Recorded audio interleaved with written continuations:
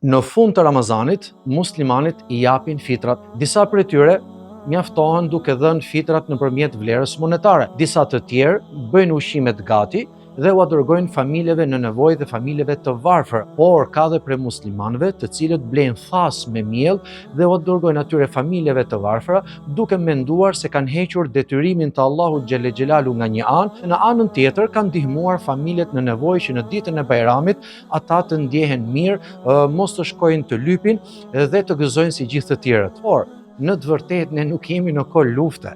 Në të vërtetë njerëzit nuk janë duke vdekur nga uria në mënyrë që të mjaftohen me një thes miell. Nëse vërtet do të analizojmë siç duhet, ata duhet të gëzojnë ashtu si kur gëzojnë të gjithë familjet e tjera. Mundësisht nëse doni zbatoni traditën e pejgamberit alayhi salatu wasalam për të dërguar ushqime, shikoni ato ushqime specifike, bazike dhe jetike të larmishme nëse duan vërtet që gëzojnë të tjerët ashtu si kur gëzojmë dhe ne.